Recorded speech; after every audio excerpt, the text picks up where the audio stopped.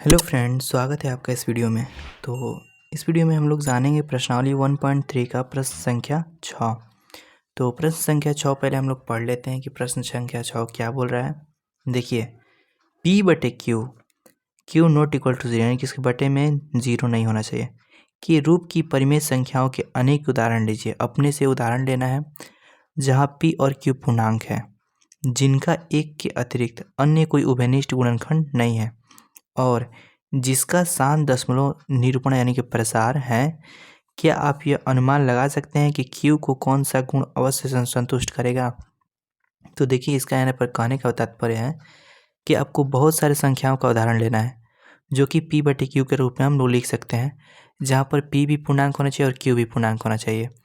और एक शर्त यहाँ पर बोल रहा है कि Q के बारे में आपको अनुमान लगाना है कि उसको कौन सा गुण धर्म जो है ऐसा संतुष्ट कर रहा है जिसके वजह से उसका जो गुणनफल हो रहा है हमेशा क्या आ रहा है, एक आ रहा है। तो यहाँ पर इस प्रश्न को निरूपित करने के लिए एक छोटा सा नियम रूल होता है, जिसके माध्यम से ही हम लोग क्या अनुमान लगा सकते हैं कि वो दशमलव प्रसार उसका क्या है, शांत है। तो आइए वो कौन सा गुण धर्म है, आइए समझते हैं हम लोग। तो Q के बारे में आप यहाँ पर जानकारी एक दे सकते हैं कि यदि हम Q का अभाज्य गुणनखंड निकालेंगे तो उसके अभाज्य गुणनखंड में केवल 2 आएगा या केवल 5 आएगा या केवल 2 और 5 दोनों आएगा। अगर इसके अलावा कोई भी तीसरा अंक आता है तो उसको हम लोग कहेंगे कि दशमलव प्रसार अशांत है। अगर सिर्फ 2 और 5 आता है तो हम लोग कहेंगे कि इसका दशमलव प्रसार क्या है, शांत है। जैसे में एग्जाम्पल के लिए हम यहाँ पर एक अंक लेते हैं, यहाँ पर एग्जाम्पल के रूप में हम जैसे ले लेते हैं 3/20। क्या ले लेते हैं, 3/20। तो 20 का हम लोग यहाँ पर गुणनखंड करेंगे। तो यहाँ पर जैसे हमने 20 का गुणनखंड किया तो 20 के गुणनखंड में देखिए क्या हुआ, 2 से हम क्या देंगे, इसको कटाएंगे तो 10 आएगा, फिर 2 से 10 को कटाएंगे तो 5 आएगा, यानी कि इसके गुणनखंड में 2 आया, 2 आया और 5 आया। तो जब 20 से हम 3 में भाग देंगे तो ये एक शांत दशमलव प्रसार कहलाएगा।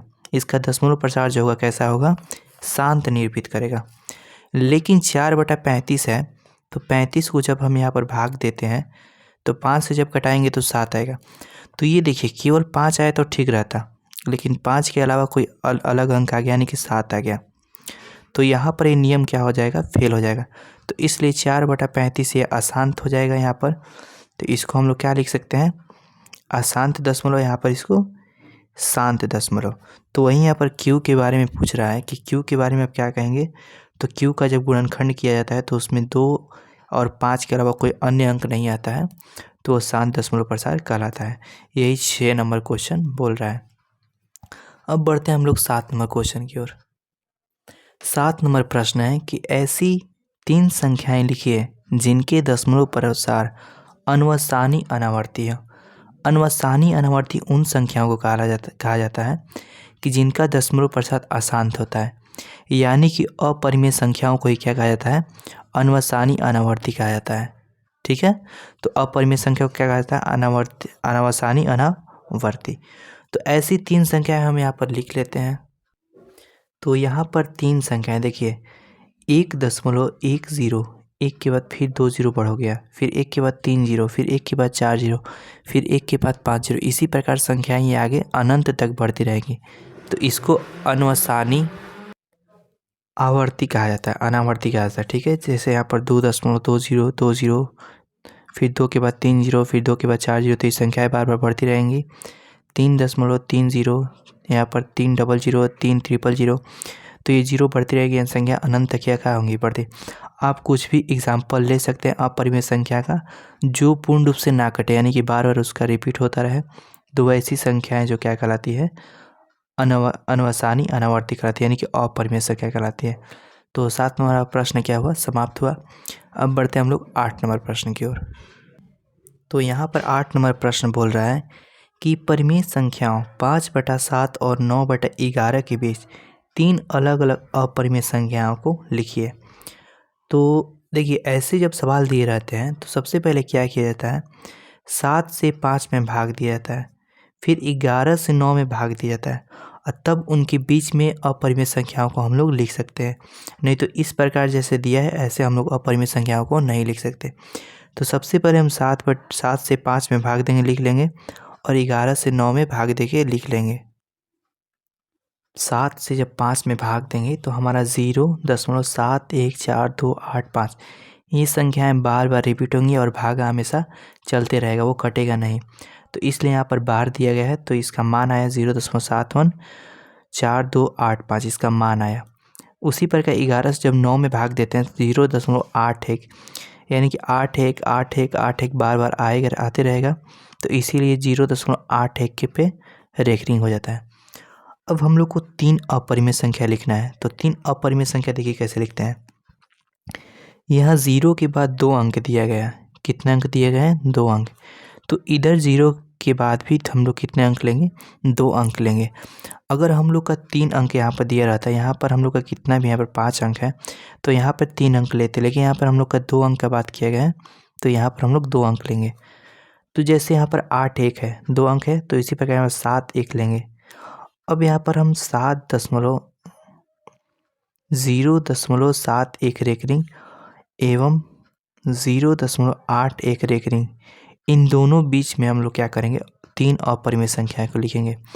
तो देखिए, अपरिमेय संख्या जिन संख्याओं के बीच में लिखा जाता है उन संख्याओं को नहीं लिया जाता है। जैसे यहाँ पर 0.71 पे रेकरिंग है, तो हम लिखते समय 7 1 को नहीं लेंगे, यहाँ पर लिखते समय 8 1 को नहीं लेंगे, और इसके बाद 7 2 को लेंगे, 7 3 को लेंगे, 7 4 7 5 7 6 7 7 7 8 7 9 8 0 8 1 को नहीं लेंगे। तो इस प्रकार इसके बीच में जितने भी संख्याएं उसको हम लिख सकते हैं, लेकिन इन दोनों संख्याओं को नहीं लिख सकते। तो आइए देखते हैं।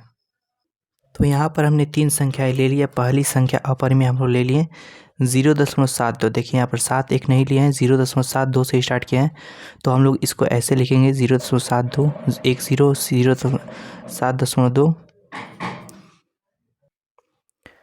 तो यहाँ पर 00 फिर 72 000 फिर 72 40, इसी प्रकार ये अंक जो है चलता रहेगा। दूसरी अपरिमेय संख्या बराबर लिख सकते हैं 0.730 73000 73000, तो ये संख्याएं भी रिपीट होकर यानी कि आगे चलती रहेंगी।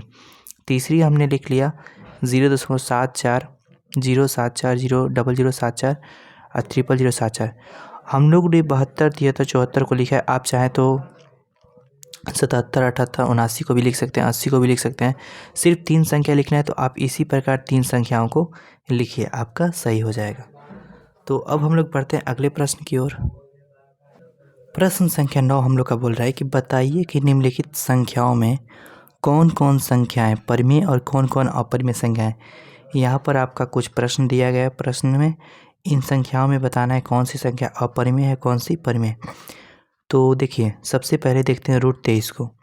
√23 एक ऐसी संख्या है जिसका पूर्ण वर्गमूल नहीं निकाल सकता है, और जिसका पूर्ण वर्गमूल नहीं निकालता उसको अपरिमेय संख्या कहा जाता है। क्या कहा जाता है? अपरिमेय संख्या। 225 इसका पूर्ण रूप से वर्गमूल निकल जाएगा, इसलिए इसको क्या कहेंगे?